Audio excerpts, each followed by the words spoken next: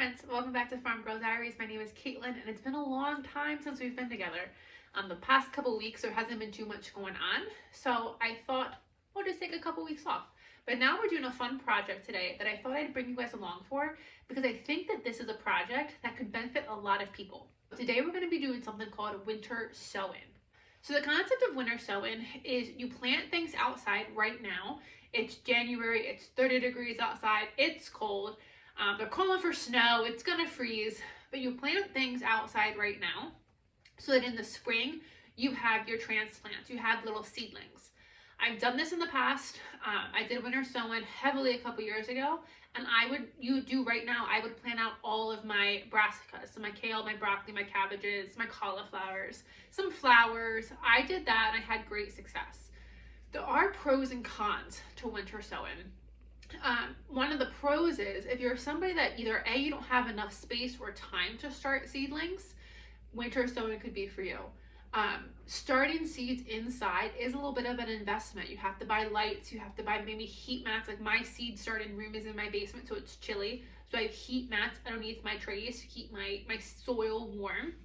If the soil is too cold, even the lights won't help you grow good seedlings. So I have heat pads under my trays, heat mats under my trays. You could have kids or animals and not really have a good place to start seedlings without them getting knocked over or having a cat pluck a brand new sprout out of its tray. Maybe you just don't have the time to really start seedlings and invest in seedlings. When I start my seeds inside, I'm going to start them about 2 weeks, some of them, and then I have to transplant them up when they get bigger and they require care and they require water and they require my attention. And maybe you are in a part of life where you don't have that time or attention to give to seedlings. Winter sowing could be the perfect thing for you. The cons to winter sowing, so like I said, I've done this before, I had great success, but some of the cons that came with it is my plants were a little leggy. So they do get leggy when they're trying to reach for the light, and it could have been where I had them, it could have been just this is something that goes with winter sowing, I'm not really sure, but my plants were a little leggy. They were also smaller than what I can grow in my basement. So for me, I like to grow my seeds in my basement because I can grow strong seedlings, I can grow big seedlings, and I can get nice plants that I can transplant out in the spring. So winter sowing 100% gave me transplants, but it wasn't the quality that I'm typically used to in my basement. So I haven't done it again since, even though I really do like it. I think it does work really well. So because of just like the quality of the transplants, I haven't done winter sowing in a couple years, but we're gonna do it again this year. And I found a video that gave me an inspiration. I've never done this before, but we're going to do it. So how you winter sow is you just use a gallon plastic jug. You could use a half gallon if that's what you have, but you use a plastic jug and you cut it open. So you have like your soil container, and then you have the opening at the top where you obviously pour out the milk. So what we're going to do is we're going to fill this with soil, plant our seeds, put this back together, tape this up, and we're not going to put the cap on it, and we're going to put it outside. It's going to get rained on, snowed on, whatever, we don't care, but it's going to act as a little mini greenhouse, and our seedlings will grow in here. Now what I'm growing is going to be an experiment. See if these actually do grow in this method. However, again, I have done this before, it does work. Lettuces you can do this with. You can do this with all your brassicas, all your cool weather crops will grow like this. Things I would stay away from are all of my summer crops, tomatoes, zucchini, peppers, squashes. Those are not gonna grow like this. Stick to your cool weather crops that you can easily transplant out. So because I do start all my seeds inside, I don't necessarily need to winter sow. However, this year kind of came up with a plan where there was a whole bunch of things I wasn't going to start for myself this year. I'm like, I'm not going to grow it and that's going to be fine. The one thing was my poppies. I have a lot of poppies. I love my poppies, but they only grow once. They only bloom once and then they're done. And I was devoted, I think, a lot of space to poppies. And the space I was devoted downstairs in my seed room and the amount of soil and the amount of trays and the amount of light that I was putting into the poppies for just a one-time showing wasn't enough for me. But I saw that you can winter sow these, and I do know that you're supposed to technically sprinkle these poppy seeds on your soil in like the end of fall, and then you'll have them grow in the spring. Well, I didn't do that because, in case you're new here, I broke my foot in the fall. I was a little incapacitated all last fall, so I didn't do that. So this method with the poppies I think will work.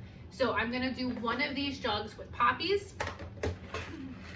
Another one that I really want to grow, I've never grown before, is sweet peas.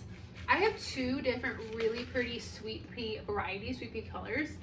Sweet peas are poisonous to cats, so I will not start them in my house because they're poisonous to cats.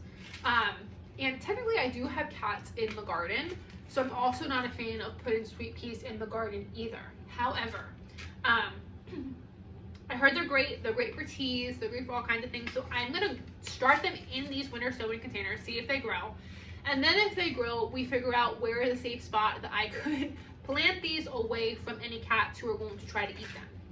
Otherwise, these seed packets are never going to get used. Hey, Susan. The next one, I have 4 containers. I didn't save enough containers, but I have 4. And then the next, as I continue to empty milk jugs, I'll probably do some more. I'm also going to do my snapdragons. I don't know if these are going to work or not. Snapdragons for me sometimes overwinter here. So I am going to start these inside too, but I'm just going to do an experiment to see if I can start these outside and if they will, if I could do like a winter sowing method with my snapdragons. So that's the 3 flowers that I'm going to start. You could do other flowers, could be like lupine. I saw like an English thyme you could do. There are a couple different flowers that would, at least according to what I saw, would work well with this method.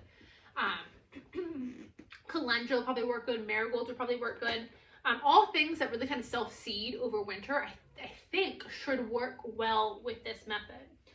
So I'm going to have 4 jugs and I have 3 flowers. So the next thing I'm going to do is I'm going to do herbs, and as I empty out a container, I'm going to do herbs. I never have success growing herbs in my seed room ever. I use a ton of herbs. I buy a ton of herbs from the local plant nursery in the spring, and I would like to stop doing that. So I am going to start herbs winter sowing, see how that goes. So I think the very first one I'm going to do is some mullein. Mullein needs to be cold stratified before you plant it anyway, which means you like put it in the fridge. You put it between 2 pieces of wet paper towel, put the seeds in the fridge for like 2, 3, 4 weeks, and then you can plant it.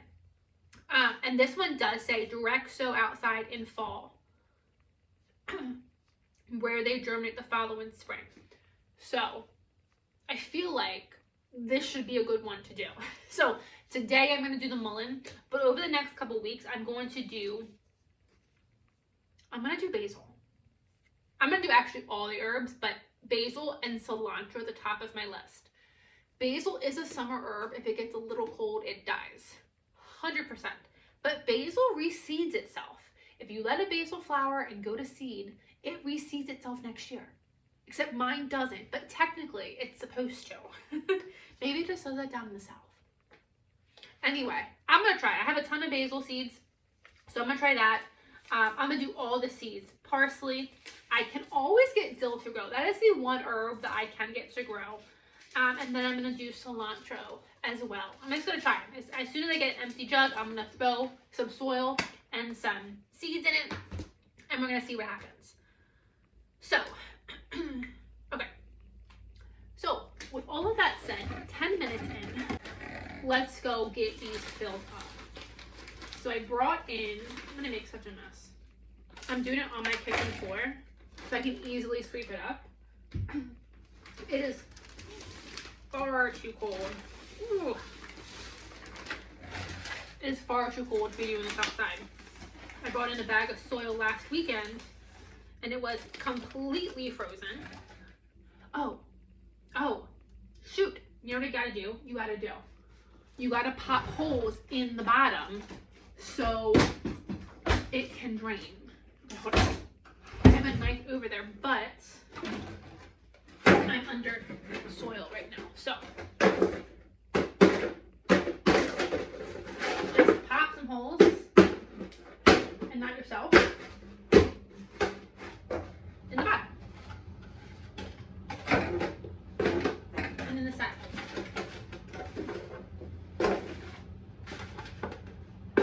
Because we're going to leave this open so that, like, we're going to cover it, but then this is going to be open so that as it rains, it will get watered and it will form this nice little like greenhouse effect.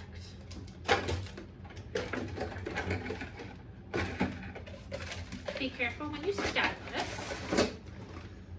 I should have done this before I cut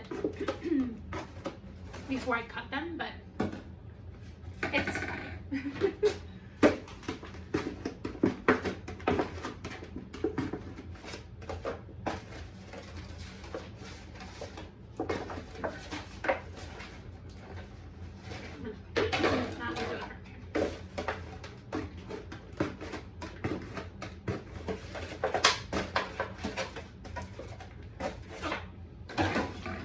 I'm glad I remembered that before I got them all filled, because that would have sucked.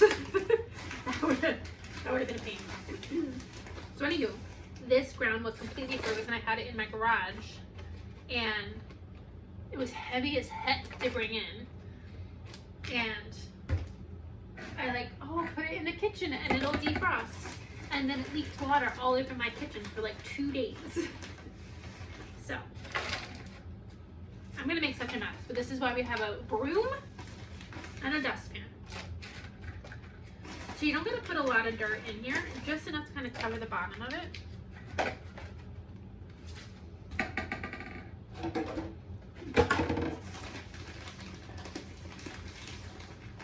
Feels good after, so I broke my foot in August, the end of August. And so I really haven't been in my garden since then. I was able to go out and like help a little bit with stuff, but not much. So this year especially, I'm anxious to be back in the garden. I start my brassicas and my herbs inside here in about 2 weeks. So I'm looking forward to that. But it feels good to be back in the garden season again. So technically these are starts for this year's spring garden. Okay. Only made a slight mess. I am the queen of messes though, so. Okay. Doesn't surprise anyone in my life. Okay. So here are my 4 jugs. So now I'm just gonna go sprinkle the seeds on top, and I'm just gonna press them in.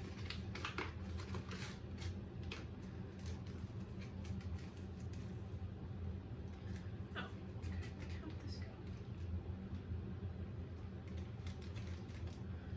I've opened this container and I don't know where I opened it at. Oh, okay.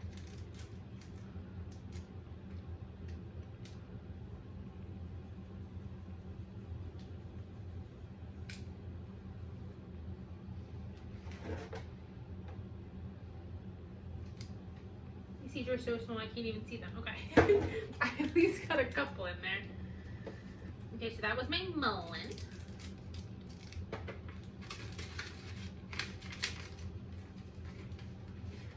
That is the mullein. So now before you lose track of what's what,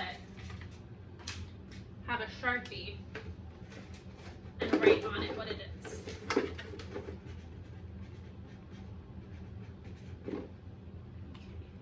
We'll put that to the side. Next one is the poppies, and I think what's a nice thing about doing this is you can kind of just mix and match. So I'm not going to do like one for red poppies and one for my pink poppies. I'm just going to kind of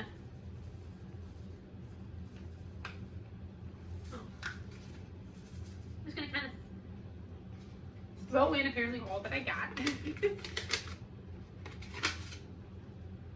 don't have too many poppies, so I'm going to use up all that I got. And then I just won't be buying any more poppies. I love them, but I want more than one showing.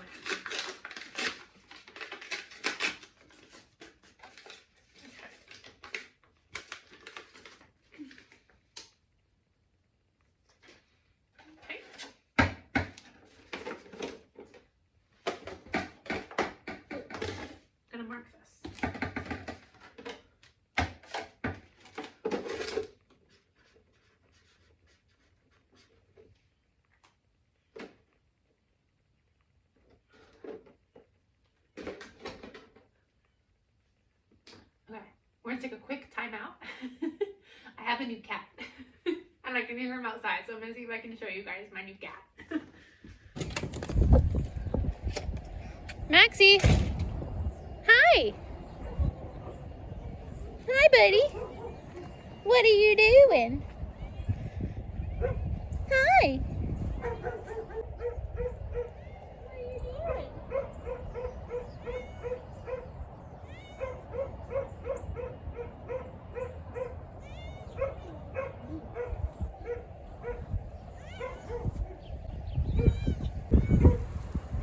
Come here.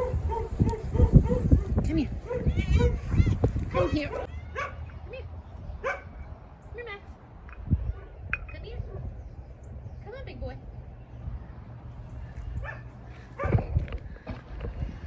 Alright, we're going back inside because it's really cold. But that is Maxie. So he is perhaps the only update since we've been together. He is, I guess, my new cat. So he showed up right around Christmas time. And he was just sitting in the middle of the road, like all good cats do. And my neighbor was like, "What are you doing? Get out of the road." And so she called me over. I think we thought he had been, and we still think he has been, a cat that got out. Like he was somebody's cat that he got out. We asked around about him a lot and no one claimed him. So now we think he might have been someone's cat who they decided they didn't want anymore. Which is unfortunate. He's clearly doesn't act like a stray. He's too friendly and he doesn't really know how to like cross roads other than sitting in the middle of the road. And so I put him in my garage because it was so cold out. He's out there hollering. I put him in my garage because it was so cold out and we had like ice storms and snowstorms. So I kept him in my garage for 2 weeks while I waited for like someone to claim him. Nobody claimed him. And I already have 2 boys in this house. I cannot bring another cat into this house. Even if I would like to, I physically can't do it. Sweet peas. I think if I brought another animal into this house, my dog would just pack her bag and move out. Like she is not a fan of all these animals I keep bringing home. So my neighbor and I kind of came up with a plan that I'll feed him, and if he stays, we'll make him our own. So far he's been staying. He stays like right there. He does my house and he does like my neighbor's house across the street. So he still crosses the road, which is obviously not ideal. And then these are my Snapdragons.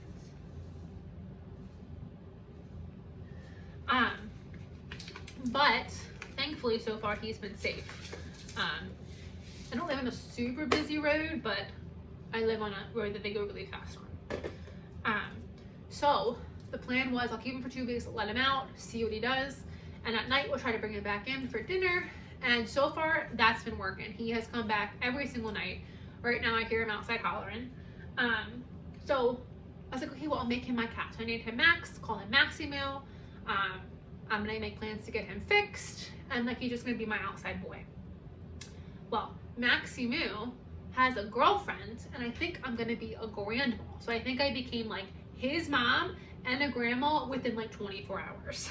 So there's another garden cat that I've had for a long time, and I named her Marigold. And I thought she was a boy. She is not a boy. She is a girl. And I think she's now pregnant. So Maxie is out there calling for her to come over. They want to have a date. So I need to get him fixed. I think once I get him fixed, the hollering will stop. But now I have him, and then I have Marigold, the all black cat, who she hangs out here all the time too. So I'm feeding both of them in the hopes that I can keep him inside the garage at night and keep him safe, because I don't think he's originally an outside boy. And then with Marigold, I want to give her a safe place to have her kittens. I don't want her having to cross the road with kittens, if she has kittens. So I'm kind of just suspecting that she's gonna have kittens. So I want to give her a safe space to have those kittens where I can help protect them. So that is Max. You might see more of him, you might not. I don't really know, but as of now, I'm claiming him as my cat. Now I gotta get him fixed. Okay, and then these were the Snapdragons. So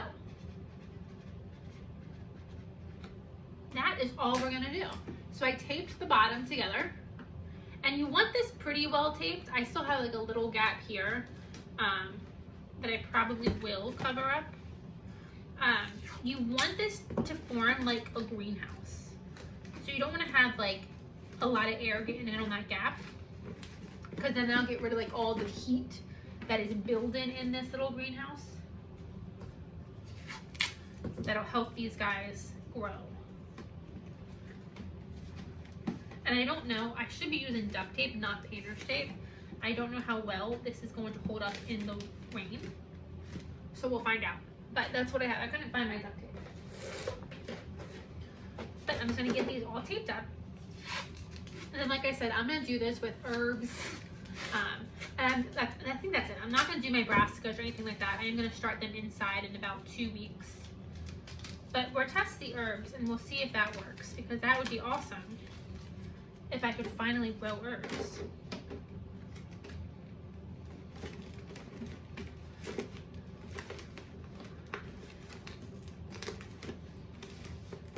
The only seed that I covered was the sweet peas, because they were like little round balls. So I did cover them lightly, but the rest I left uncovered. I don't think it matters if you covered it. I don't think that would matter. I'm kind of thinking of how these grow in the wild, how all these things reseed themselves in nature, and in nature they're not buried. They just kind of fall on the top of the soil. That's my thought process. See how it goes.